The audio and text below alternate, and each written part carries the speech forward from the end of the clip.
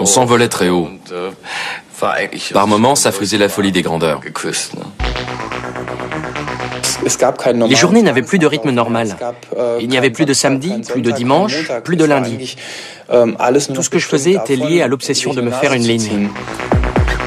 La coke, c'est la drogue de l'Union européenne. Avec la cocaïne, le monde ressemble à un magazine en papier glacé.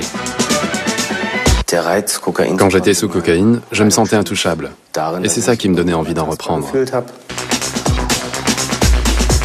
De grande angoisse et à la limite de la paranoïa. C'est la manière la plus chère de faire un mauvais trip.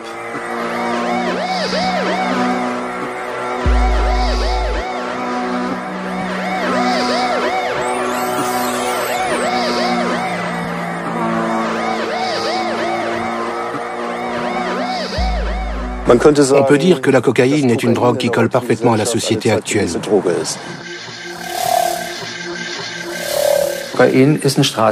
La cocaïne est devenue une drogue de la rue. Dans les grands centres urbains, comme Berlin, elle est extrêmement facile à trouver.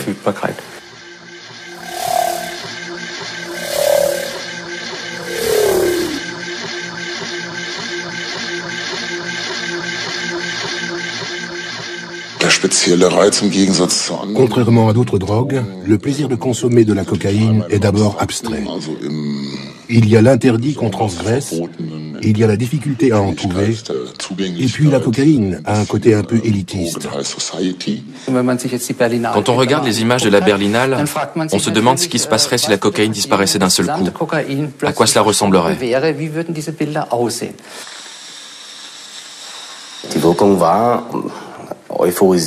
L'effet était euphorisant. En un rien de temps, et quoi que je fasse, je me sentais fort. J'étais bien. Tout me plaisait, et j'avais la pêche. Surtout dans ma tête. La cocaïne a un effet fortement libérateur. C'est un désinhibant qui donne envie de parler. Quelqu'un qui est peu loquace ou renfermé peut devenir un vrai champion de la tchatch. Je n'ai jamais été très à l'aise lors des fêtes. Pour moi, la cocaïne, c'était l'idéal, parce que j'étais jeune, on faisait souvent la java. Plus tard, dans ma vie professionnelle, il y a eu aussi tout un tas de soirées, d'événements, et il fallait avoir de la présence, il fallait parler. Ralph travaille en tant que créatif indépendant. À 20 ans, il essaie la cocaïne lors d'une soirée en boîte de nuit. Durant 25 ans, il en consomme régulièrement. Son dealer est joignable 24 heures sur 24. Au début, j'en prenais pour faire la fête. Et puis les fêtes se sont multipliées et il y avait de la cocaïne tout le temps. Alors j'ai commencé à en prendre chaque jour. Quand je me suis mis à mon compte, j'ai énormément travaillé, notamment la nuit. Et là, la cocaïne m'a été très utile pour rester éveillé et pour être créatif, entre guillemets.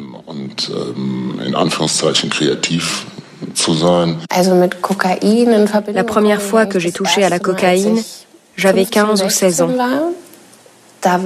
Mais c'était encore un produit très cher. Et on n'en achetait que rarement. On était ados, ça n'était pas encore une habitude. La majorité des gens qui prennent de la cocaïne, la plupart du temps, le font par curiosité, par plaisir, et soit ne viennent pas consulter, soit viennent demander de l'aide, mais c'est relativement rare qu'on prenne de la cocaïne parce qu'on va mal. La première chose que ça donne, c'est vraiment un sentiment de toute puissance. C'est un peu fort, mais de confiance en soi, qu'on n'a pas forcément pour quelqu'un qui est un peu inhibé, un peu timide. Ça aide. Quand on prend de la cocaïne, on produit énormément d'endorphines, je crois. Une sorte d'hormone du bonheur. Ce qui fait que, dès la prise, on se retrouve dans un état d'euphorie tout en étant très lucide. Et toute sensation de fatigue disparaît, donc on peut faire la fête toute la nuit, continuer à boire toute la nuit, sans avoir jamais le côté dizzy, le côté fatigué que l'alcool, par exemple, peut donner. Au bout d'un moment, au lieu de n'en prendre que le samedi, j'ai commencé à en prendre dès le vendredi. Un peu plus tard, je me suis mise à en prendre quand j'avais rendez-vous le soir. Je me disais, allez, c'est pas grave, je démarre un peu avant les autres. C'est comme ça que j'ai commencé à en prendre seule. La cocaïne intervient sur notre système de récompense. Le système de récompense est activé par un neurotransmetteur, la dopamine. Et la cocaïne empêche, pour ainsi dire, la dopamine de disparaître de notre système de récompense. De fil en aiguille, c'est devenu ma petite récompense que je m'accordais après ma journée de travail ou après la fac. Et j'ai commencé à avoir envie d'en prendre même quand je ne sortais pas. Au début, je n'en prenais pas souvent. C'était réservé au week-end. Et donc ça se limitait à 1 ou 2 fois par semaine. Mais progressivement, mes week-ends ont démarré le jeudi soir, et puis le mercredi, jusqu'au moment où je me suis mis à en prendre pratiquement tous les jours. J'en prenais même pour travailler.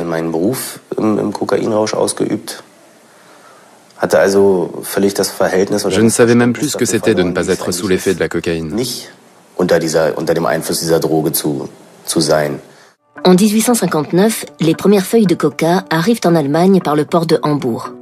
Le chimiste Albert Niemann s'intéresse tout particulièrement à cette plante de la cordillère des Andes dont on dit monts et merveilles.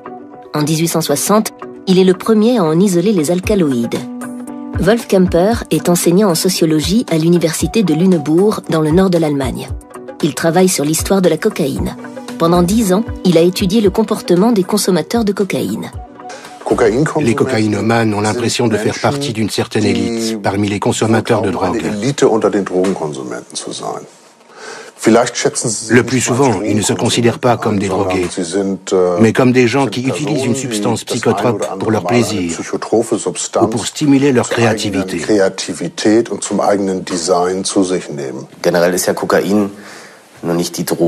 La cocaïne n'est pas la drogue du tout venant, entre guillemets. C'est la drogue de gens plutôt à l'aise dans la vie, de gens qui ont un certain standing, comme les hommes d'affaires par exemple. Les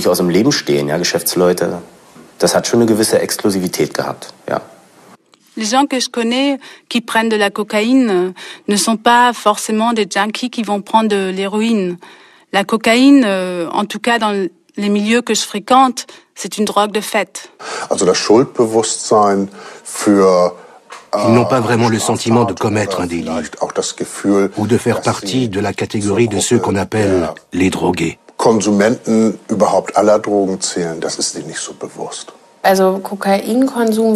moi, la consommation de cocaïne n'a jamais été associée à l'idée de délit. Peut-être parce que ça se passait en privé. Je n'ai par exemple jamais acheté de drogue dans la rue, où j'aurais eu sans doute davantage l'impression de faire quelque chose d'interdit. Tout se passait en privé, dans les appartements.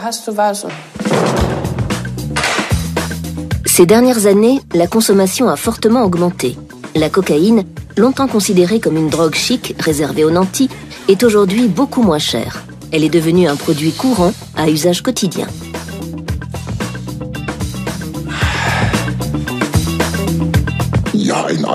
La cocaïne se consomme dans tous les milieux. Dans mon cercle d'amis, tout le monde prend de la cocaïne. Ça va de l'ouvrier jusqu'à l'universitaire. La cocaïne coûtait l'équivalent de 150 à 200 euros le gramme. Aujourd'hui, elle coûte de 40 à 50 euros le gramme. Elle est devenue accessible pour tout le monde.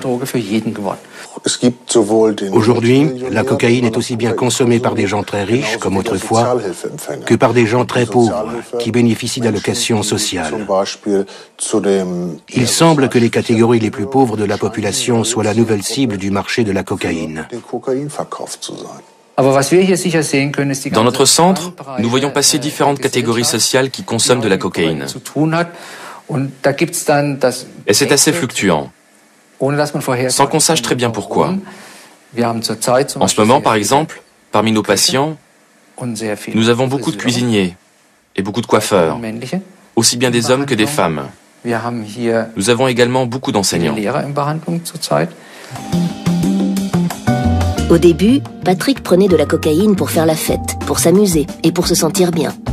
Mais petit à petit, il a commencé à en prendre pour être plus performant dans son travail. À mon avis, la cocaïne est présente dans tous les milieux. Dans les milieux où on fait la fête, dans les bars, mais aussi chez les hommes d'affaires, les médecins, les agents immobiliers, les vendeurs de voitures. On en trouve pratiquement partout. Le consommateur de cocaïne est relativement invisible. Il a toujours été parfaitement intégré à la société et a priori, rien ne le destinait à attirer sur lui l'attention des médias et du public. Mais tout cela a changé quand le crack, la cocaïne sous forme fumable, est arrivé sur le marché. En Allemagne, la cocaïne est présente dans les Fixerstuben, des endroits dans lesquels les toxicodépendants peuvent consommer leur drogue légalement dans un environnement médicalisé. Depuis le milieu des années 90, la consommation de cocaïne a fortement augmenté et son public s'est élargi. Autrefois, c'était une drogue exclusivement festive. Ce n'est plus du tout le cas aujourd'hui. Selon nos informations, les 15 à 20 000 toxicodépendants recensés à Hambourg consomment pratiquement tous du crack à des degrés divers. Ça peut aller d'une fois par semaine à une fois par jour. Dans certains cas, ça va jusqu'à 80 pipes de crack par jour. Pour se faire une idée de la différence entre la cocaïne et le crack, il faut se dire que le crack est à la cocaïne ce que le char d'assaut est à la mobilette.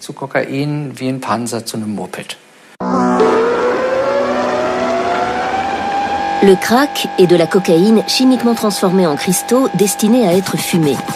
L'effet est quasi immédiat, mais il est extrêmement fugace.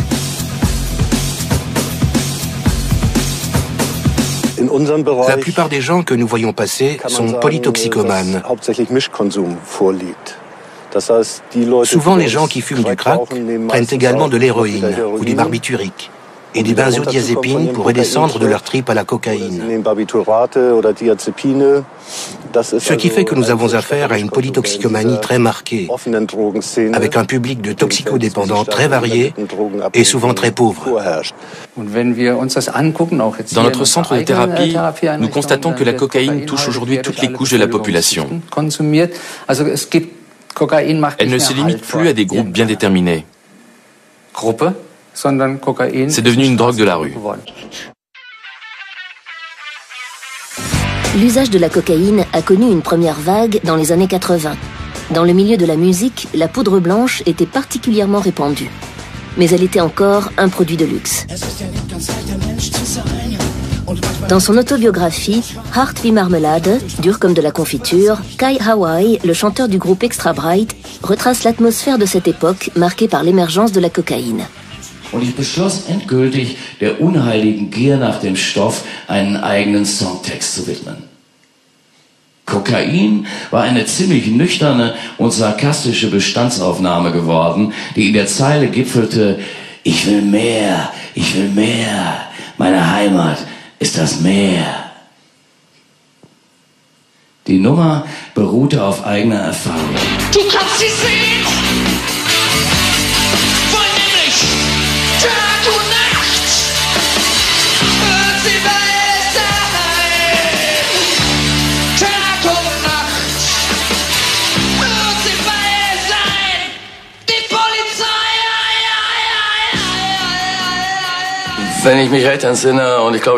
La première fois qu'on a pris de la coke, c'était en 1981.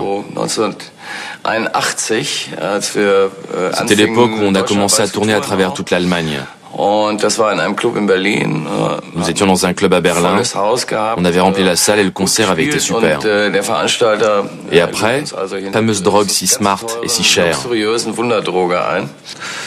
Pour nous, c'était un symbole de réussite, de glamour. Évidemment, on trouvait ça génial. C'était le début des années 80. Tout allait très vite.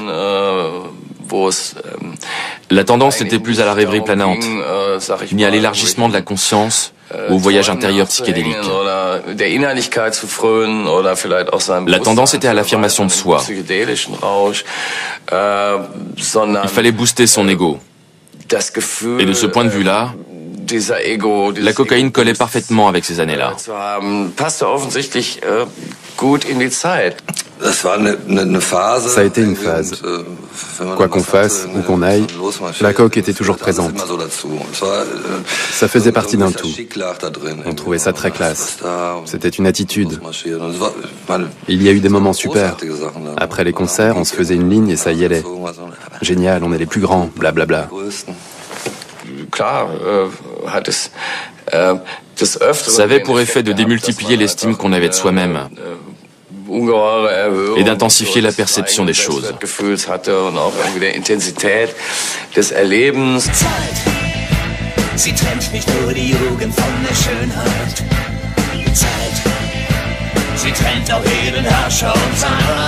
Wolf Kemper a également étudié le rapport entre cocaïne et musique. Il a mené des entretiens avec une quarantaine de musiciens qui ont accepté d'évoquer leurs expériences. Les musiciens étaient obsédés par le désir d'afficher leur célébrité. Or, la consommation de cocaïne est une façon d'afficher sa célébrité. Ça revient à dire, moi j'ai les moyens, je peux me le permettre, même si au gramme c'est plus cher que de l'or fin. Je m'appelle Hermann Ariel Scheige, j'ai 51 ans, je suis en prison depuis 10 ans pour trafic international de cocaïne. En 1971, Ariel Scheige quitte l'Uruguay pour l'Allemagne. Très vite, il noue des contacts avec les milieux politiques extrémistes où les drogues sont très courantes. Dans les années 70, le cannabis et le LSD dominent encore le marché. La cocaïne arrivera un peu plus tard. Mes premiers contacts avec la cocaïne datent du début des années 80, vers 1982. Dans ces années-là, tout le monde s'intéressait à la cocaïne.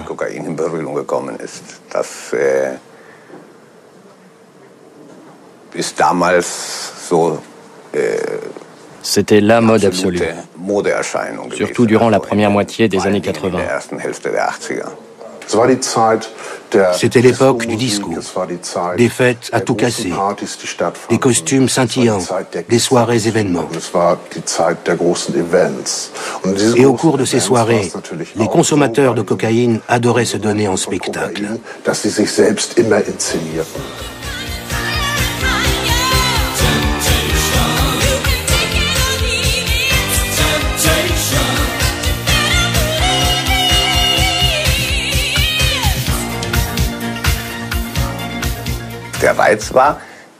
La cocaïne cadrait parfaitement avec toute cette vie festive et nocturne.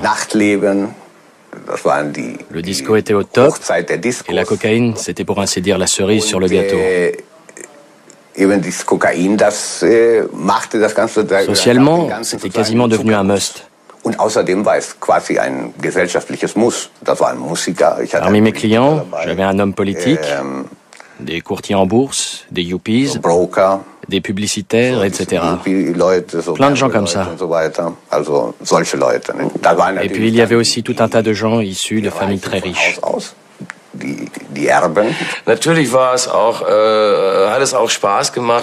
C'était très sympa d'être dans cette ambiance, dans cette humeur où on avait la sensation de brasser un tas de choses et d'avancer en permanence.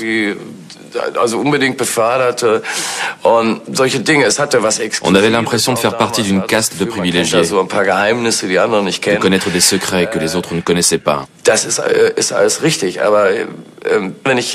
ça, c'est vrai. Mais aujourd'hui, quand j'y repense, j'ai beaucoup de mal à définir ce que ça nous apportait effectivement. Je ne vais pas nier le plaisir que j'ai pu prendre, et je reconnais qu'il y avait vraiment une attirance très forte. Mais avec le recul, j'ai davantage de souvenirs de moments désagréables que de moments agréables. Tu te trouvais des affinités avec des gens auxquels tu n'aurais jamais fait confiance en temps normal. Et tout ça à cause de la coke.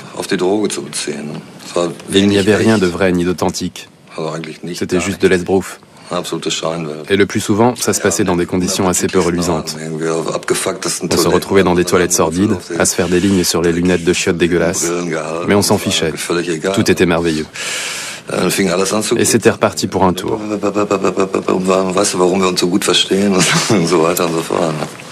Au début des années 80, la cocaïne a été de plus en plus appréciée par les musiciens de la nouvelle vague allemande, mais aussi par le public. Le chanteur Falco, par exemple, n'a jamais caché son opinion sur la question.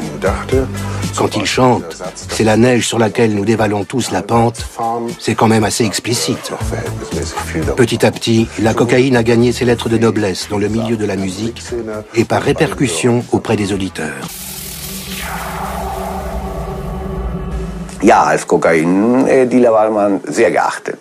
tant que dealer de cocaïne, on avait droit à pas mal d'égards. On était invité à des événements inaccessibles au commun des mortels, notamment dans la musique. Des tournées, des soirées de clôture, des présentations, des fiestas. Les gens étaient toujours très contents d'avoir quelqu'un dans les parages dont ils savaient qu'il avait de la bonne cocaïne. Tout le monde en voulait. Et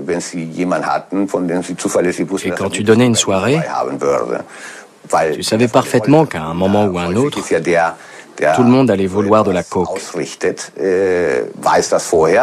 Et si dans ces moments-là, tu n'en avais pas, tu savais que l'ambiance de ta soirée serait mauvaise.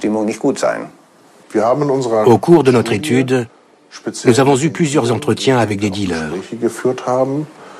Et nous nous sommes aperçus que les dealers qui ne vendent que de la cocaïne développent un sentiment de supériorité très marqué. Ils ont leur propre mode opératoire. Ils ne prennent jamais l'initiative d'aborder un acheteur potentiel. Ils attendent que l'acheteur vienne à eux.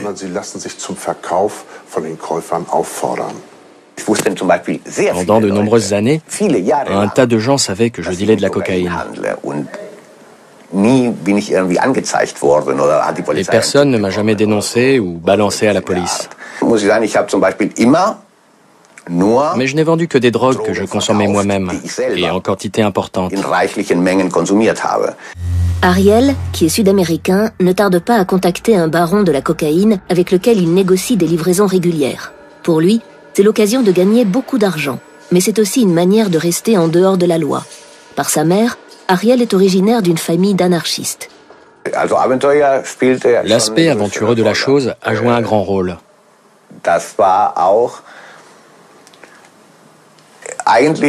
C'était une sorte de reliquat de ma période d'activiste politique. Il y avait l'aventure, mais aussi ce côté subversif et underground qui me permettait de rester en marge de la société bourgeoise.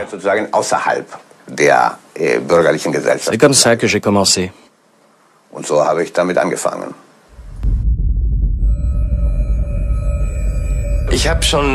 À mon avis, la cocaïne est toujours très présente. Peut-être même plus présente que dans les années 80. Parce qu'aujourd'hui, on en trouve plus et elle coûte nettement moins cher. Avant, c'était un produit de luxe qui coûtait les yeux de la tête. Environ 150 € le gramme. Et c'était souvent de la mauvaise cam. Donc pour moi, le marché n'a pas diminué. Je pense qu'il a plutôt augmenté. En revanche, les motifs de consommation sont restés les mêmes. La cocaïne est avant tout une drogue festive, appréciée en tant que telle dans toutes les grandes villes d'Europe. Julie a 32 ans. Elle travaille dans la mode. Elle consomme de la cocaïne depuis 10 ans, toujours dans les mêmes circonstances, le week-end, avec des amis. Aujourd'hui, 10 ans plus tard, j'ai toujours le même cercle d'amis qui en prennent et avec qui j'en prends. Quand je sors le soir, on m'en propose sans arrêt.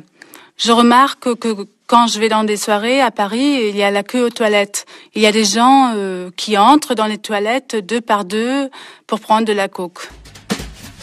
Pour beaucoup, la cocaïne fait partie de la fête. À une époque où l'apparence est devenue le maître mot, la poudre miracle est une façon de se mettre en évidence. On est dans une société où on vous demande de paraître. Paraître heureux, paraître bien.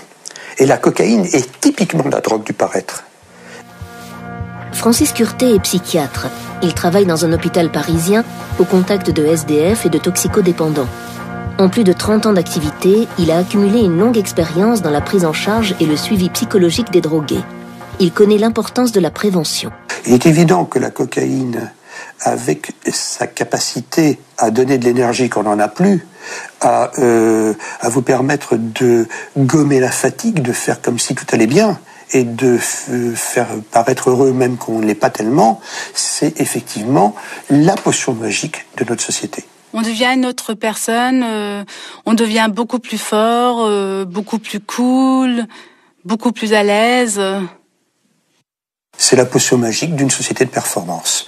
Mais cette potion magique, contrairement à celle qu'on a dans Astérix, celle-là, elle a une contrepartie très grave, c'est que on risque de le payer cher, rarement en mourant, mais par des états dépressifs très graves, par des réactions paranoïaques.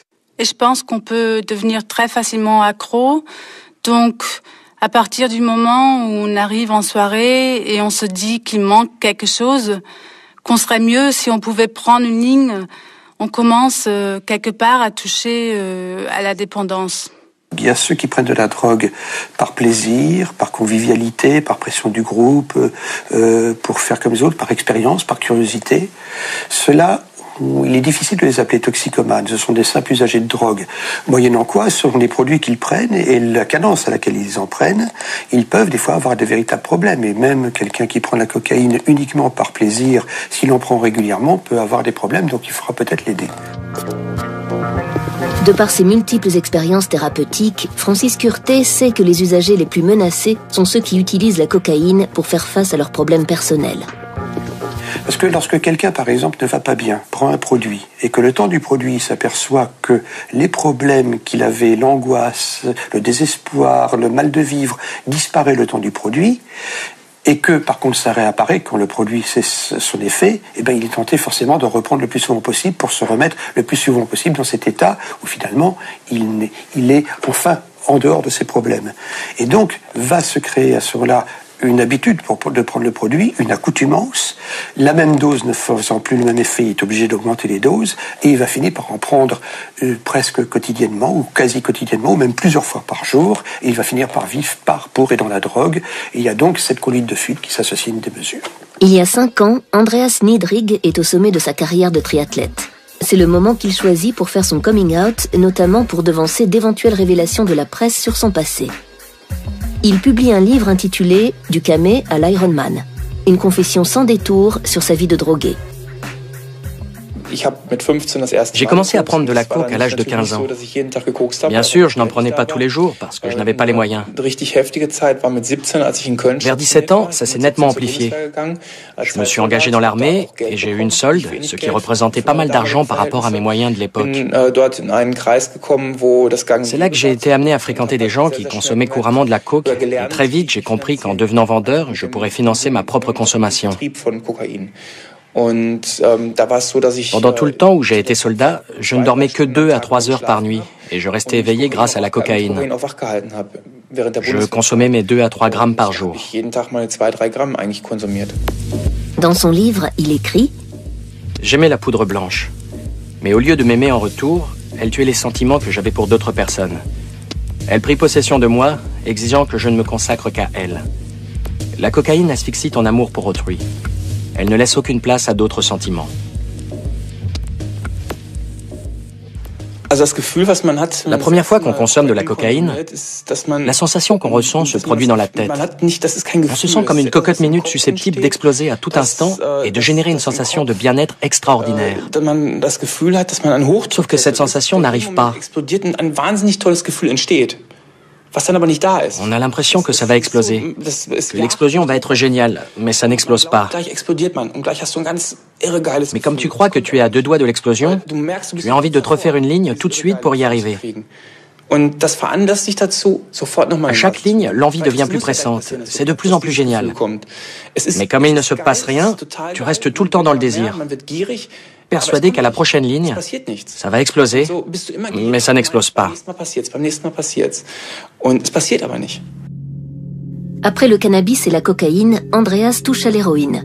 Son parcours fait aujourd'hui l'objet d'un long métrage. Jungs, ihr wisst es beide, dieser Mann hat gesündigt. Geht geregelter Arbeit nach, nennt deine Familie sein eigen und beachtet die Verkehrsregeln. Bekennt sich schuldig? Er bekennt sich schuldig. Er bekennt sich schuldig. Age ist mehr als nur eine Droge. Es ist Liebe auf den ersten Blick. Wenn sie dich einmal küsst, bleibst du ihr treu. Immer. Aber mit dem Heroin war es dann so. L'héroïne, en revanche, ça rendait totalement zen. C'est pour ça qu'après l'héroïne, on retournait à la coke, parce qu'être zen, ça ne suffit pas. Dans la vie, il faut être productif. Alors on prenait de la coke pour se réveiller et de l'héroïne pour se calmer. C'était comme une douche écossaise. On prenait telle ou telle drogue en fonction de ce qu'on avait à faire au cours de la journée. Quand il fallait travailler, on se faisait une ligne de coke, et quand on voulait être tranquille le soir, on prenait de l'héroïne.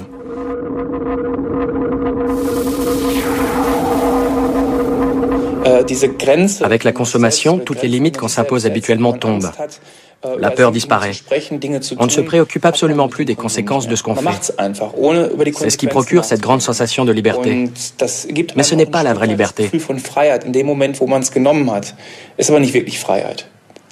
Le sentiment de liberté disparaît dès que l'effet s'en va.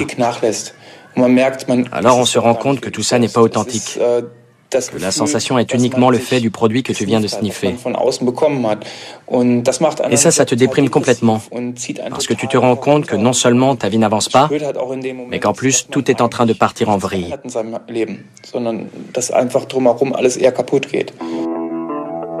Andreas Niedrig a de la chance. Même dans les moments les plus sombres, Sabine, sa femme, ne l'abandonnera pas. Avec son aide et grâce au sport de haut niveau, il finit par se remettre dans le sens de la marche. Okay, Coach. Ich bin fit. Ich bin mein Wettkampf.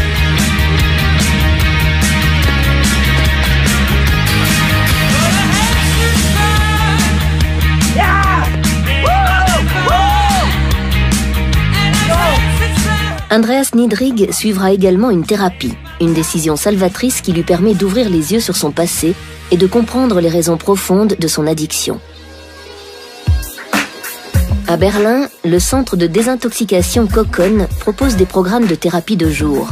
Kokon a été créé en 1987 en réponse à une forte recrudescence de la toxicomanie liée à la cocaïne. Le traitement dure environ 14 mois. Ils viennent nous voir quand ils s'aperçoivent que la cocaïne commence à prendre l'ascendant, quand ils ont peur de perdre le contrôle de leur vie quotidienne. J'ai commencé à m'inquiéter quand j'ai constaté que même quand je me droguais, je me sentais mal. Il m'en fallait de plus en plus. Et le fait d'en consommer ne me mettait plus dans l'état que je voulais atteindre. Quand je n'avais plus de cocaïne, j'étais terriblement angoissé. Et quand j'en avais encore, j'avais déjà peur du moment où je n'en aurais plus. Je me suis adressée au centre Kokon parce qu'à un moment, j'ai remarqué que je perdais le contrôle. Je me racontais des histoires. Je me disais, je suis étudiante, j'ai un appartement, j'ai des amis, je travaille. Ça ne correspondait pas à l'image que je me faisais de la toxicomanie. Je n'étais pas la pauvre toxico qui mendie au carrefour. Et je me disais, je ne suis pas comme ça, donc tout va bien. Très vite, Anna consomme de plus en plus, et en cachette. Pour elle, la cocaïne n'est plus un plaisir qui se partage, mais un moyen d'affronter son existence. Peu à peu, elle dérive vers la dépendance. Pendant les phases où je prenais de la coke 4 jours par semaine, à 1h du matin, j'en étais réduite à aller m'acheter de l'alcool à la station-service pour arriver à dormir. Parce que le lendemain, il fallait que j'aille à la fac. Et là, j'ai fini par comprendre que j'étais allée beaucoup trop loin, qu'il fallait faire quelque chose. Sans aide extérieure, je n'étais plus capable de limiter ma consommation ou d'abandonner la cocaïne.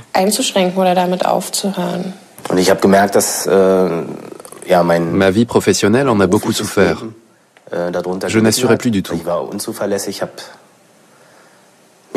J'inventais un tas d'excuses pour ne plus venir travailler, pour ne plus aller à tel ou tel rendez-vous. Et puis j'avais une sale tête. Je me rendais compte que physiquement, je me laissais complètement aller. La cocaïne est l'une des drogues dont on a tendance à sous-estimer le risque de dépendance.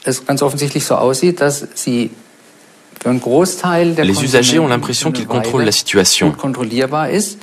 C'est ce que nous appelons l'illusion du contrôle. La cocaïne donne l'impression qu'on contrôle et qu'on ne risque pas de devenir dépendant. Mais à plus ou moins long terme, ça va déraper. D'un côté, les usagers seront certes capables de ne rien consommer pendant un jour ou deux.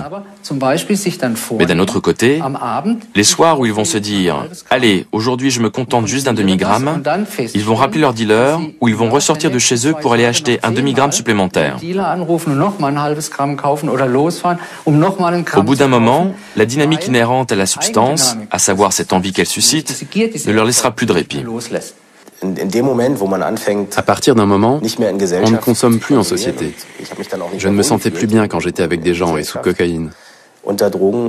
Et quand on commence à consommer seul, quand on se renferme de plus en plus sur soi, là il y a dépendance.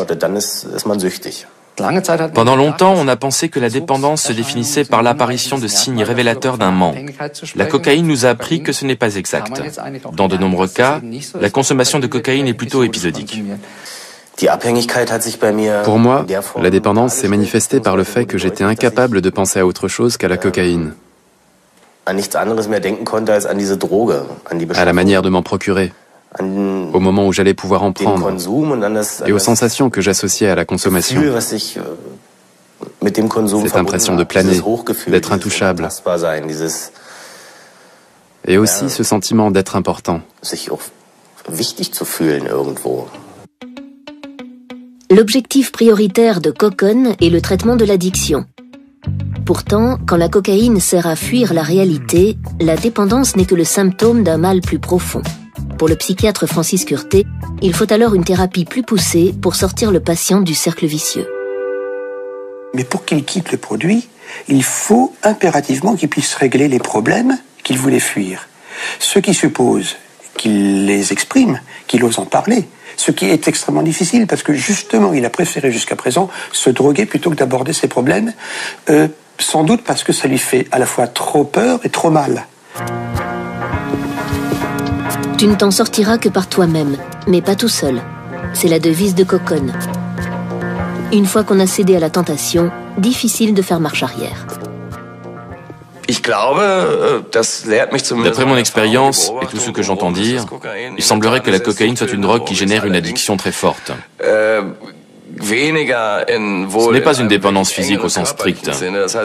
Contrairement aux opiacés, le manque de cocaïne n'empêche pas de se lever, n'entraîne pas de douleur ni de vomissement. En revanche, bien que j'en ai pas fait personnellement l'expérience, il semblerait que pour certaines personnes, le sevrage soit atrocement difficile. La dépendance psychique est extrêmement insidieuse. C'est ce qui la rend si dangereuse. Quand on est sous cocaïne, on a l'impression de vivre dans un magazine en papier glacé. Et quand la vie ressemble à un magazine en papier glacé, on a du mal à croire que ça ne va pas. Au contraire, on a l'impression que tout va bien. La cocaïne et le crack n'engendrent pas une dépendance physique, ils créent une dépendance psychique. Mais pour le crack, l'envie compulsive, également appelée craving, augmente au fur et à mesure que la consommation augmente. Les consommateurs sont incapables de cesser de prendre du crack tant qu'ils en ont à disposition. Plus une substance est euphorisante, plus elle génère une dépendance rapide. Et ça vaut pour toutes les substances que nous connaissons, car la cible neurobiologique commune de toutes les drogues, c'est notre système de récompense. Pour schématiser, disons que le système de récompense a pour fonction de nous rétribuer en nous donnant de l'euphorie, une action qui normalement est essentielle à notre survie. Or, la cocaïne va court-circuiter le centre de récompense. Le fait est qu'une fois qu'on est accro à la cocaïne, on a beaucoup de mal à s'en défaire. La désaccoutumance n'est pas physique. Elle ne cause aucune douleur. Ce qui rend le sevrage si pénible, c'est le désir généré par la cocaïne. On ne peut tout simplement pas s'arrêter. La prise de cocaïne déclenche immédiatement le désir d'une nouvelle prise. Et donc, tant qu'on a de la cocaïne, on va en consommer. C'est sans fin. Avec la fumette ou avec d'autres drogues, il se passe plus de temps avant qu'on ait envie d'y retourner. Mais avec la cocaïne, on a en permanence cette sensation qu'il en faut toujours plus. C'est un désir qu'on éprouve dès la première prise, mais qu'on n'éprouvera plus jamais de la même façon. Pour moi, c'est une des caractéristiques de la cocaïne. Le plaisir qu'on a ne dure jamais très longtemps. Il y avait tout le temps cette envie d'en reprendre, en augmentant les doses à chaque fois parce que l'effet disparaissait. Et ça générait un stress hallucinant qu'on essayait de combattre en picolant ou en fumant comme un pompier.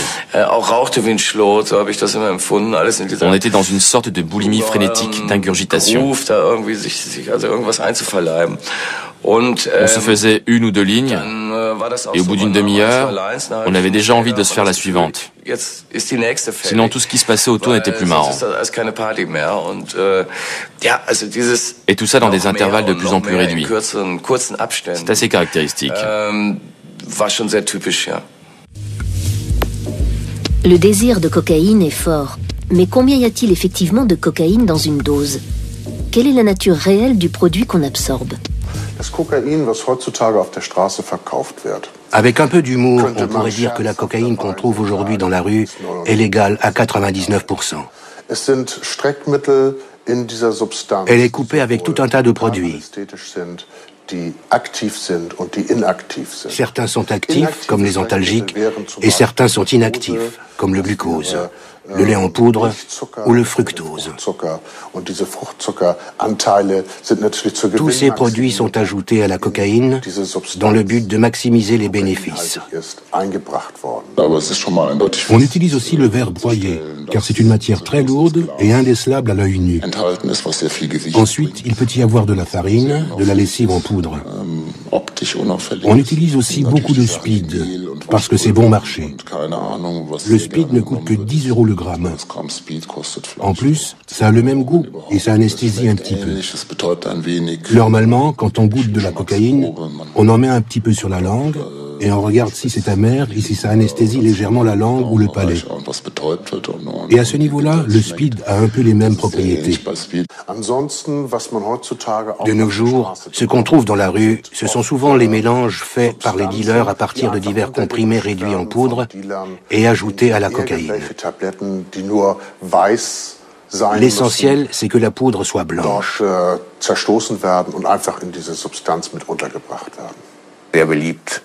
On utilisait beaucoup l'acide ascorbique.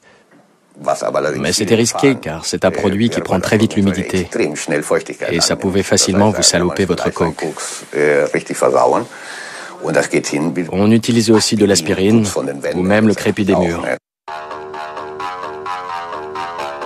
La cocaïne n'est pas seulement un dopant pour le cerveau. Le mythe selon lequel elle stimulerait nos performances sexuelles a la vie dure. Alors, un faux ou un tox? 70% des consommateurs de cocaïne en prennent parce que ça leur permet d'expérimenter d'autres formes de sexualité. Des formes de sexualité qu'ils ne s'autoriseraient pas en temps normal. Donc une sexualité plus désinhibée, qui leur permet d'assouvir leurs fantasmes sexuels. Pour moi, la cocaïne est une drogue à usage sexuel.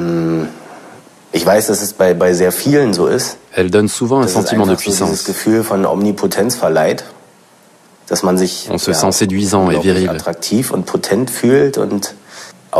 La cocaïne permet aussi d'oublier les inhibitions qu'on a en temps normal, quand on n'est pas sous l'emprise d'une substance psychotrope. Grâce à la coke, on est en situation de vivre tout ce qu'on a toujours eu envie de vivre. Certains de nos patients consomment de la cocaïne avant de se rendre dans un club échangiste pour avoir des relations sexuelles bien précises. Et la plupart du temps, sans cocaïne, ça ne les amuserait pas du tout. Une consommation importante de cocaïne génère un désir sexuel important. Ça permet d'ailleurs de se livrer à un tas de jeux très sympas, en se saupoudrant les muqueuses de cocaïne par exemple. Et d'après ce que j'ai entendu, ça rendrait les hommes très endurants. Je n'en ai pas souffert au niveau de ma virilité, mais au niveau de mon rapport avec une sexualité normale.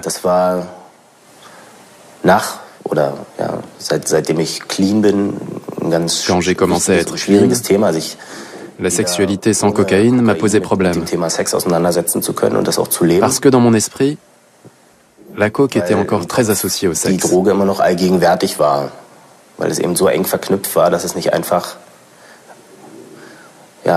Quand j'ai arrêté la coke, ça m'a inhibé dans ma vie sexuelle.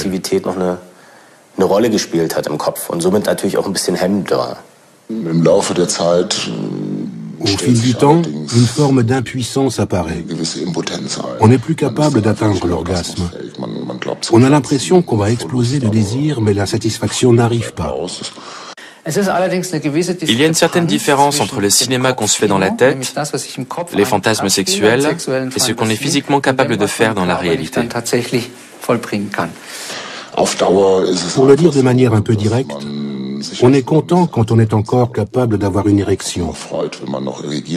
Ça baisse considérablement et à partir d'une certaine quantité quotidienne, on n'a plus du tout la tête à ça.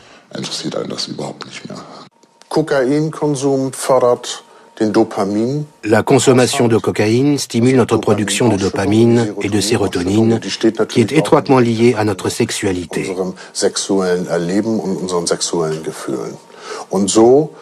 Par conséquent, beaucoup d'usagers utilisent la cocaïne pour stimuler ou réactiver leurs fantasmes sexuels. Ce qui est un paradoxe quand on sait que la cocaïne empêche une bonne irrigation des vaisseaux sanguins, notamment dans les extrémités, et que les usagers risquent donc de se retrouver provisoirement impuissants après une prise. À terme, les cocaïnomanes perdent goût à la sexualité et se replient progressivement sur eux-mêmes. À la longue, de nombreux usagers consomment seuls et vivent de plus en plus isolés.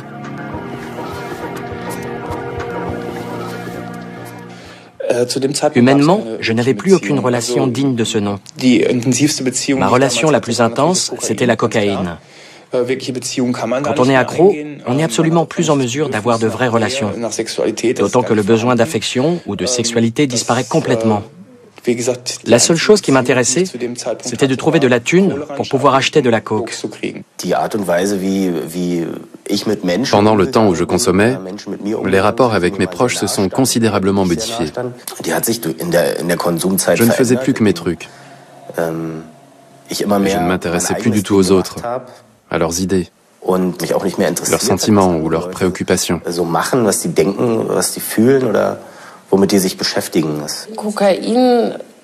La cocaïne, c'est la drogue de l'ego. Oui. Simplement parce que ça rend terriblement égoïste. Je ne pensais plus qu'à moi. Je n'avais plus aucun respect pour mon petit ami de l'époque, à qui je mentais sans cesse, dont je trahissais la confiance à tout bout de champ. J'avais construit un mur autour de moi. Je me disais, de toute façon, les autres, c'est tous des abrutis. On se fait son film, on n'est plus disponible pour les autres. Avec la cocaïne, les relations de couple sont généralement compromises. Soit les deux en prennent, auquel cas ils vont s'éloigner l'un de l'autre, soit il n'y en a qu'un seul qui en prend, et dans ce cas, c'est la compatibilité entre les deux qui va finir par manquer. Le caractère se modifie. Le cocaïnomane n'est plus attentif à ce qui se passe autour de lui. Il ne parvient plus à s'intéresser aux désirs et aux problèmes d'autrui, et encore moins à ceux de ses proches. La moindre discussion l'agace. Il va répondre « Oui, oui, tu as raison ». Mais la seule chose à laquelle il pensera, c'est à sa prochaine ligne. La cocaïne est un tueur de relations. Et pour les amitiés, c'est la même chose. Socialement, c'est une drogue qui produit de l'indifférence. La cocaïne ne rend communicatif qu'en surface. On parle de tout et de rien, avec tout le monde et avec personne. De l'expérience que j'en ai, je dirais que ce n'est certainement pas une drogue qui incite à ouvrir son cœur ou à s'impliquer émotionnellement avec les gens qui nous entourent. J'ai toujours trouvé ça très superficiel.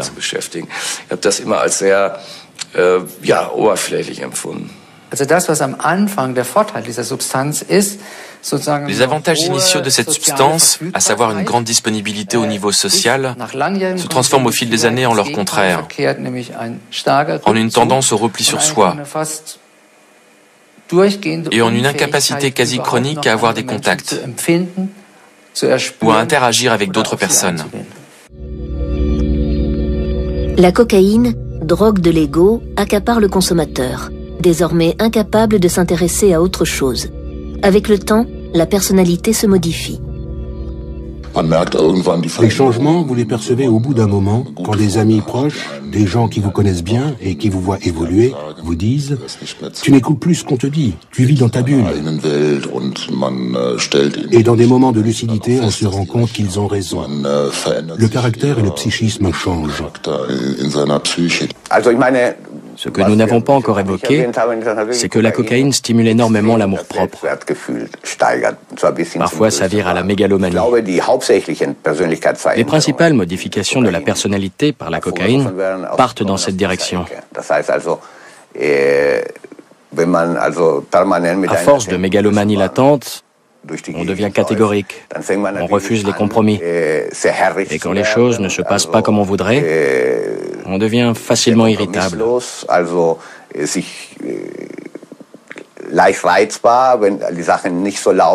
On finit par se comporter comme un petit dictateur.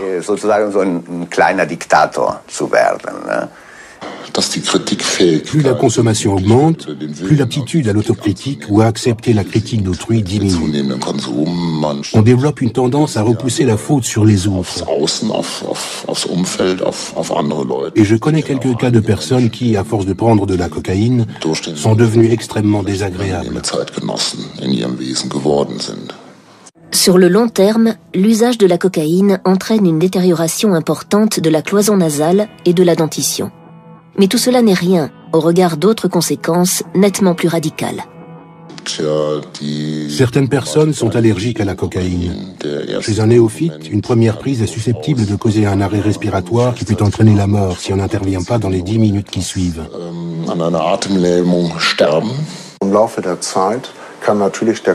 À long terme, la consommation de cocaïne influe sur les vaisseaux du cœur. Elle cause aussi une augmentation de la pression artérielle et de la pression oculaire. Elle agit sur notre système nerveux central et notre système nerveux végétatif. Quand je consommais de la cocaïne, je ne me rendais pas compte du tort que ça me faisait. Le coup de fouet que ça me donnait me déboussolait totalement. Psychiquement, j'étais complètement perturbé. Il y a une chose qu'il faut savoir quand on touche à la cocaïne. C'est que l'effet qu'on recherche au début s'inverse si on en consomme sur le long terme. L'euphorie du début se transforme en dépression. Les phases durant lesquelles je prenais 2 à 3 grammes par jour, je n'arrivais plus à dormir. Et quand j'arrivais péniblement à somnoler un peu, je faisais des cauchemars. J'avais des sueurs froides. J'étais persuadé qu'il y avait des gens cachés dans tous les coins, prêts à me dénoncer parce que je venais de me faire une ligne. Vous savez ce que c'est la vie de pop star? On a plein d'argent. Alors un soir, je me suis envoyé 2 grammes de coke, tout seul. Et j'ai bu 2 bouteilles de vin. Le jour suivant, on devait passer la télévision. J'étais tellement à la masse que je me suis dit « Ok, là, c'est la fin. J'ai plus qu'à sauter par la fenêtre. » Les moments de panique arrivaient très soudainement. Et tout ce qu'on trouvait génial l'instant d'avant devenait tout à coup horrible. L'usage intensif de cocaïne ou de crack peut générer des psychoses. Ces psychoses peuvent être latentes et révélées par la consommation, mais il peut aussi s'agir de psychoses nouvelles, directement liées à la cocaïne ou au crack. Dans les cas les plus extrêmes, ça peut aller jusqu'à des troubles de la personnalité. Les gens entendent des voix, ils souffrent de paranoïa, À tous les coins de rue, ils croient voir des policiers qui vont leur sauter dessus. Ils se grattent jusqu'au sang, persuadés que des vers se baladent sous leur peau. Ce sont des impressions totalement imaginaires, mais qui conduisent ces personnes à avoir des comportements très marqués. Il y a d'autres dangers, d'autres inconvénients à la cocaïne. Elle crée des fois des situations, on pourrait dire, de grande angoisse et à la limite de la paranoïa. Avec l'impression que les gens vous en veulent, que les gens vous menacent et on voit des fois certains sujets après avoir pris la cocaïne qui ont des réactions assez agressives parce que ils se défendent d'agressions qu'ils imaginent parce qu'ils ne sont pas réelles mais ils se sentent agressés. À cela s'ajoutent des dépressions qui peuvent être assez graves. La cocaïne stimule la production de dopamine dans le cerveau, mais à partir d'un certain moment, le cerveau va se défendre. Le cerveau est un organe homéostatique. Et donc, quand on augmente d'un seul coup la production de dopamine en prenant de la cocaïne, le cerveau va chercher à se rééquilibrer. Par exemple, en réduisant le nombre de récepteurs pour la dopamine. Quand l'effet de la cocaïne cesse, on va avoir l'impression de manquer d'énergie, comme un robot qui n'est plus alimenté en électricité. Ça entraîne une dépression assez importante. C'est ce qu'on appelle le crash. Mais ce qu'il faut savoir, c'est que notre organisme est ainsi fait, c'est que ce que artificiellement vous obtenez en surplus, votre organisme va vous le prendre forcément en déficit dans un deuxième temps. Et donc, il y a toujours après la cocaïne, alors là ça varie selon les gens, mais il y a toujours un creux, il y a toujours une dépression. Alors la dépression peut survenir tout de suite après avoir pris le produit. D'autres fois, elle met beaucoup plus longtemps pour venir, mais elle survient de manière massive, avec une dépression énorme, avec même des fois des idées suicidaires.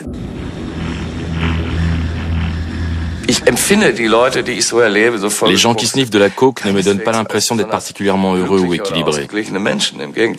Au contraire, je les trouve plutôt instables et mélancoliques. Ariel Scheiger est en prison depuis 10 ans. Dans 2 ans, il aura purgé l'intégralité de sa peine. La justice décidera alors s'il peut être libéré ou s'il doit être maintenu en détention. Pour lui, une chose est sûre, sa vie de dealer est définitivement derrière lui. Et vous me posez la question, je vous dirai sans hésiter que la cocaïne est un produit dangereux. Anna a achevé sa thérapie il y a 1 an. Elle souffre aujourd'hui de ne plus pouvoir rencontrer certains de ses amis qui se droguent toujours. La tentation lui fait trop peur. Oui, ça reste très dur. C'est un combat qu'il faut renouveler sans cesse. D'autant qu'à Berlin, la drogue est omniprésente. C'est pas quelque chose de foutu. Quelqu'un qui se drogue, c'est quelqu'un que l'on va pouvoir aider. S'il prend le temps, si tu arrives à l'apprivoiser, que tu prends le temps de l'aider, qu'il prend le temps de venir, il se sentira l'affaire. Il arrêtera la drogue. Ralph fait du bénévolat dans le social. Pour lui, c'est une façon de tourner le dos à la cocaïne.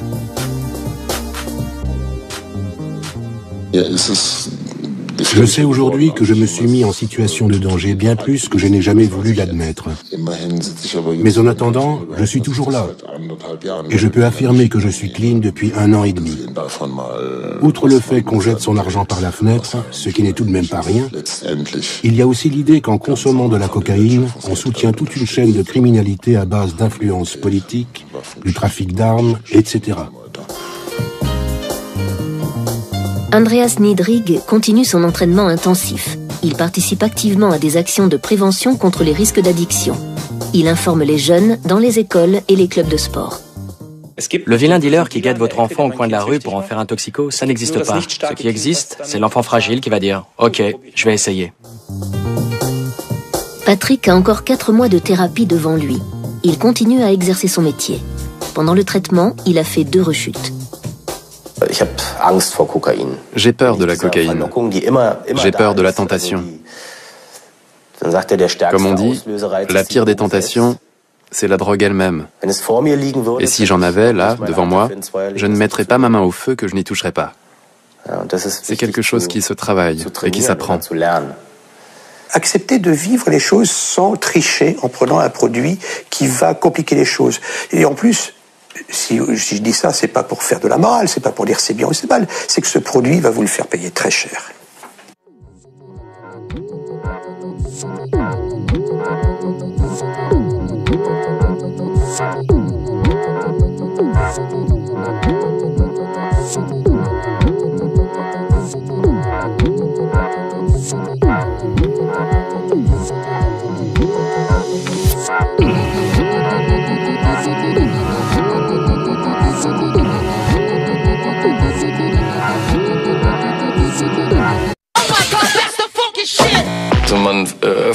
On s'envolait très haut. Par moments, ça faisait la folie des grandeurs. Les journées n'avaient plus de rythme normal. Il n'y avait plus de samedi, plus de dimanche, plus de lundi. Tout ce que je faisais était lié à l'obsession de me faire une ligne. La coke, c'est la drogue de l'Union européenne. Avec la cocaïne, le monde ressemble à un magazine en papier glacé. Quand j'étais sous cocaïne, je me sentais intouchable. Et c'est ça qui me donnait envie d'en reprendre. De grande angoisse et à la limite de la paranoïa. C'est la manière la plus chère de faire un mauvais trip.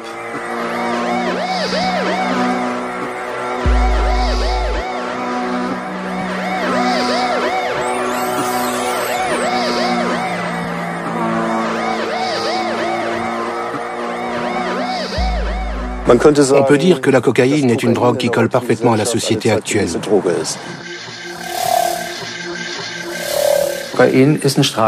La cocaïne est devenue une drogue de la rue.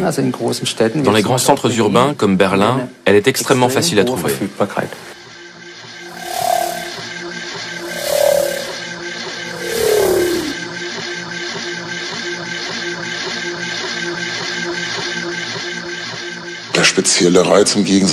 Contrairement à d'autres drogues, le plaisir de consommer de la cocaïne est d'abord abstrait. Il y a l'interdit qu'on transgresse, il y a la difficulté à en trouver, et puis la cocaïne a un côté un peu élitiste. Quand on regarde les images de la Berlinale, on se demande ce qui se passerait si la cocaïne disparaissait d'un seul coup. À quoi cela ressemblerait?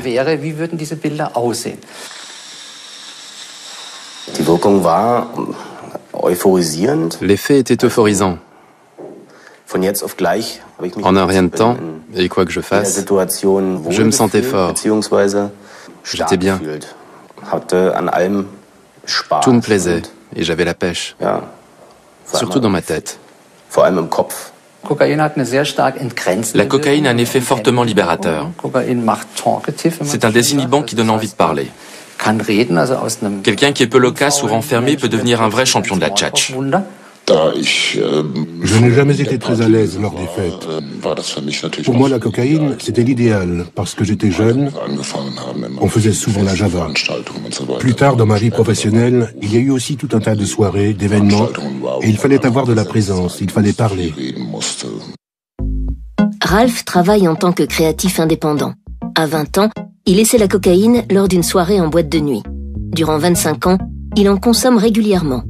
Son dealer est joignable 24 heures sur 24. Au début, j'en prenais pour faire la fête. Et puis les fêtes se sont multipliées et il y avait de la cocaïne tout le temps. Alors j'ai commencé à en prendre chaque jour. Quand je me suis mis à mon compte, j'ai énormément travaillé, notamment la nuit. Et là, la cocaïne m'a été très utile pour rester éveillé et pour être créatif, entre guillemets.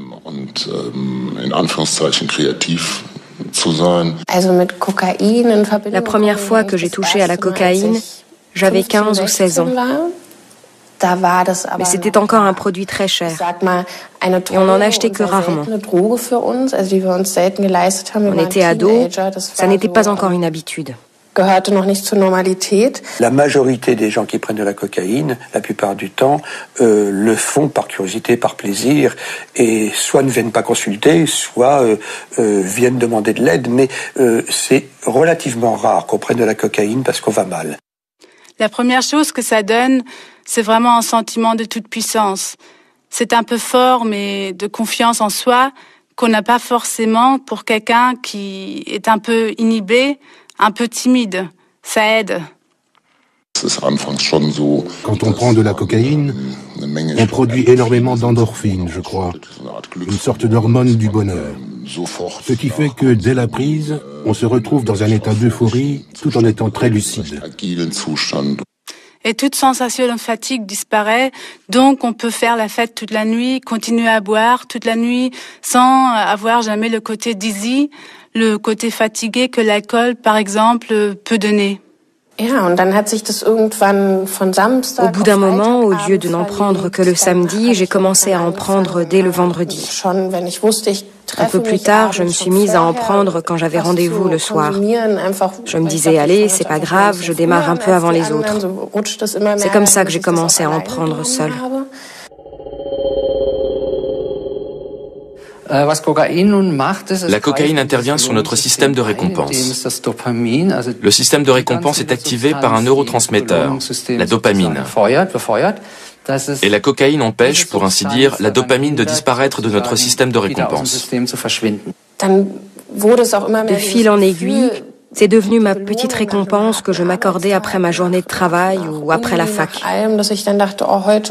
Et j'ai commencé à avoir envie d'en prendre même quand je ne sortais pas. Au début, je n'en prenais pas souvent. C'était réservé au week-end. Et donc ça se limitait à 1 ou 2 fois par semaine.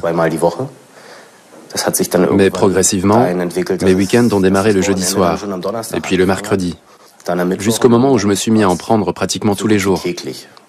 J'en prenais même pour travailler.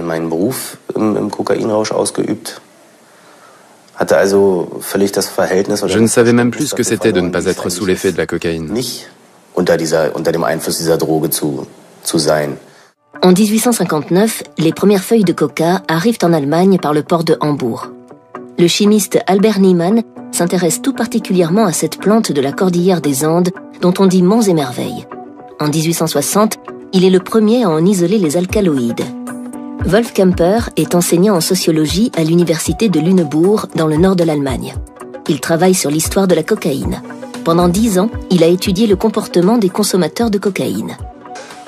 Les cocaïnomanes ont l'impression de faire partie d'une certaine élite parmi les consommateurs de drogue. Le plus souvent, ils ne se considèrent pas comme des drogués, mais comme des gens qui utilisent une substance psychotrope pour leur plaisir ou pour stimuler leur créativité.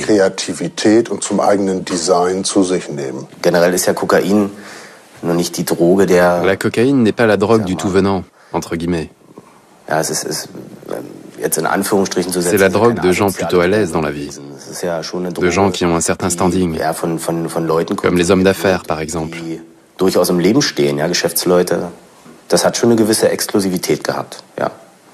Les gens que je connais qui prennent de la cocaïne ne sont pas forcément des junkies qui vont prendre de l'héroïne. La cocaïne, en tout cas dans les milieux que je fréquente, c'est une drogue de fête. Ils n'ont pas vraiment le sentiment de commettre un délit ou de faire partie de la catégorie de ceux qu'on appelle les drogués. Pour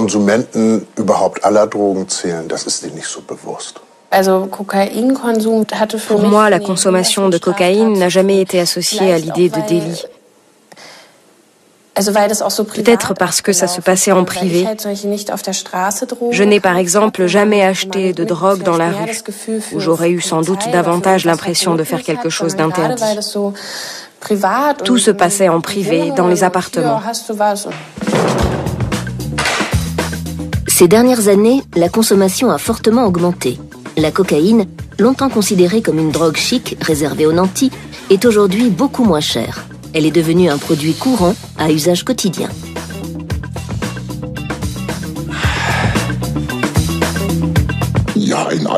La cocaïne se consomme dans tous les milieux. Dans mon cercle d'amis, tout le monde prend de la cocaïne. Ça va de l'ouvrier jusqu'à l'universitaire.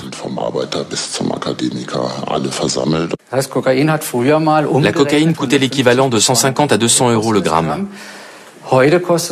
Aujourd'hui, elle coûte de 40 à 50 euros le gramme. Elle est devenue accessible pour tout le monde. Aujourd'hui, la cocaïne est aussi bien consommée par des gens très riches, comme autrefois, que par des gens très pauvres, qui bénéficient d'allocations sociales. Il semble que les catégories les plus pauvres de la population soient la nouvelle cible du marché de la cocaïne. Dans notre centre, nous voyons passer différentes catégories sociales qui consomment de la cocaïne. Et c'est assez fluctuant, sans qu'on sache très bien pourquoi. En ce moment, par exemple, parmi nos patients, nous avons beaucoup de cuisiniers et beaucoup de coiffeurs, aussi bien des hommes que des femmes. Nous avons également beaucoup d'enseignants. Au début, Patrick prenait de la cocaïne pour faire la fête, pour s'amuser et pour se sentir bien. Mais petit à petit, il a commencé à en prendre pour être plus performant dans son travail. À mon avis, la cocaïne est présente dans tous les milieux. Dans les milieux où on fait la fête, dans les bars, mais aussi chez les hommes d'affaires, les médecins, les agents immobiliers, les vendeurs de voitures. On en trouve pratiquement partout. Le consommateur de cocaïne est relativement invisible. Il a toujours été parfaitement intégré à la société et a priori, rien ne le destinait à attirer sur lui l'attention des médias et du public. Mais tout cela a changé quand le crack, la cocaïne sous forme fumable, est arrivé sur le marché. En Allemagne, la cocaïne est présente dans les Fixerstuben, des endroits dans lesquels les toxicodépendants peuvent consommer leur drogue légalement dans un environnement médicalisé. Depuis le milieu des années 90, la consommation de cocaïne a fortement augmenté et son public s'est élargi. Autrefois, c'était une drogue exclusivement festive. Ce n'est plus du tout le cas aujourd'hui. Selon nos informations, les 15 à 20 000 toxicodépendants recensés à Hambourg consomment pratiquement tous du crack à des degrés divers. Ça peut aller d'une fois par semaine à une fois par jour. Dans certains cas, ça va jusqu'à 80 pipes de crack par jour. Pour se faire une idée de la différence entre la cocaïne et le crack, il faut se dire que le crack est à la cocaïne ce que le char d'assaut est à la mobilette.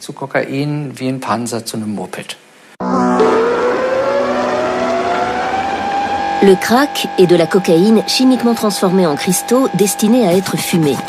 L'effet est quasi immédiat, mais il est extrêmement fugace.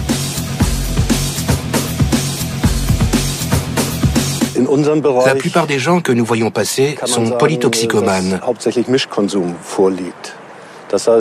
Souvent, les gens qui fument du crack prennent également de l'héroïne ou du barbiturique et des benzodiazépines pour redescendre de leur trip à la cocaïne.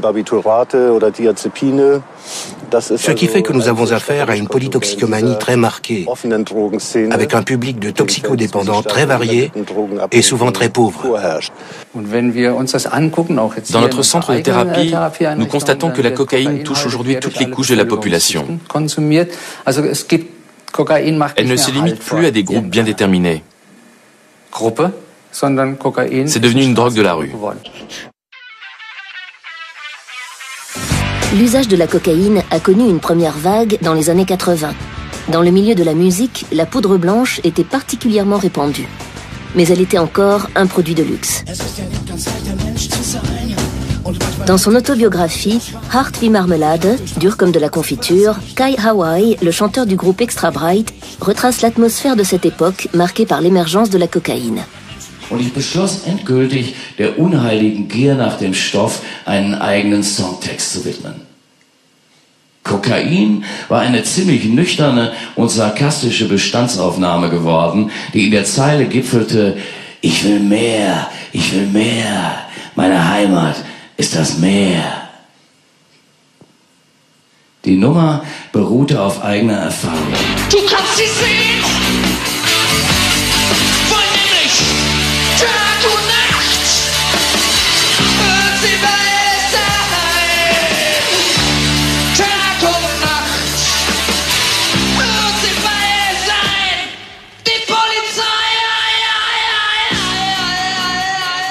La première fois qu'on a pris de la coke, c'était en 1981.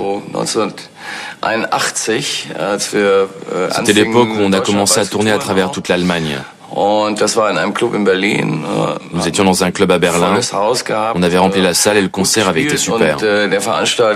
Et après, fameuse drogue si smart et si chère. Pour nous, c'était un symbole de réussite, de glamour. Évidemment, on trouvait ça génial. C'était le début des années 80. Tout allait très vite. La tendance n'était plus à la rêverie planante, ni à l'élargissement de la conscience ou au voyage intérieur psychédélique. La tendance était à l'affirmation de soi. Il fallait booster son ego. Et de ce point de vue-là, la cocaïne collait parfaitement avec ces années-là.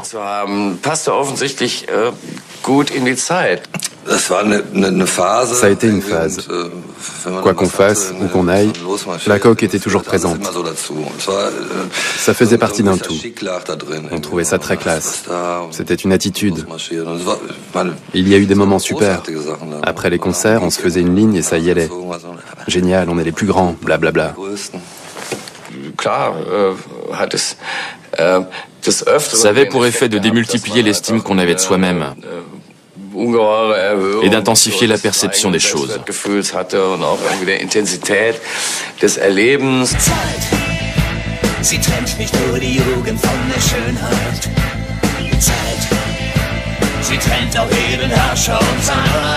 Wolf Kemper a également étudié le rapport entre cocaïne et musique. Il a mené des entretiens avec une quarantaine de musiciens qui ont accepté d'évoquer leurs expériences.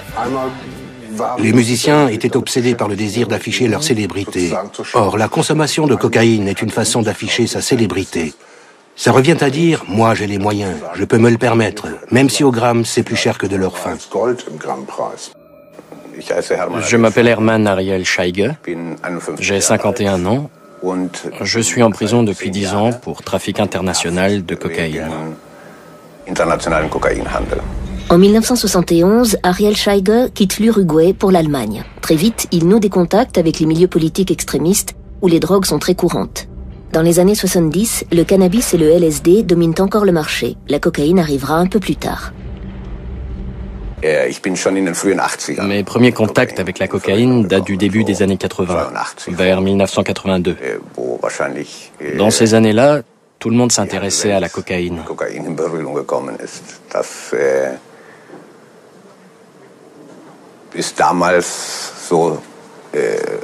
C'était la mode absolue, surtout durant la première moitié des années 80. C'était l'époque du disco, des fêtes à tout casser, des costumes scintillants, des soirées événements. Et au cours de ces soirées, les consommateurs de cocaïne adoraient se donner en spectacle.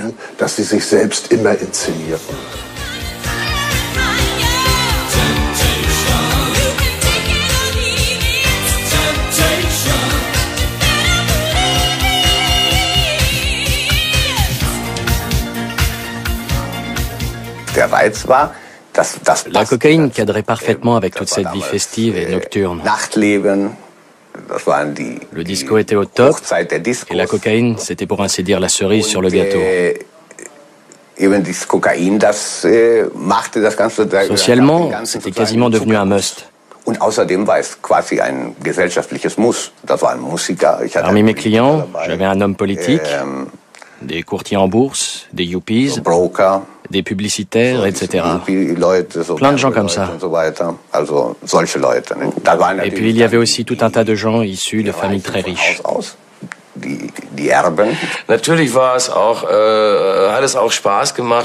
C'était très sympa d'être dans cette ambiance, dans cette humeur où on avait la sensation de brasser un tas de choses et d'avancer en permanence.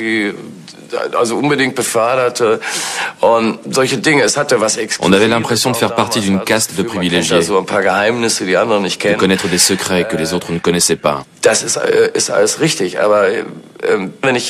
ça, c'est vrai.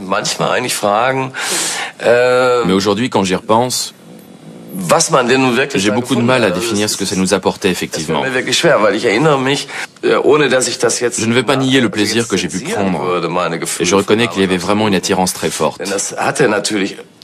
Mais avec le recul, j'ai davantage de souvenirs de moments désagréables que de moments agréables. Tu te trouvais des affinités avec des gens auxquels tu n'aurais jamais fait confiance en temps normal. Et tout ça à cause de la coke. Et il n'y avait rien de vrai ni d'authentique. C'était juste de l'esbrouf. Et le plus souvent, ça se passait dans des conditions assez peu reluisantes. On se retrouvait dans des toilettes sordides, à se faire des lignes sur les lunettes de chiottes dégueulasses. Mais on s'en fichait. Tout était merveilleux. Et c'était reparti pour un tour.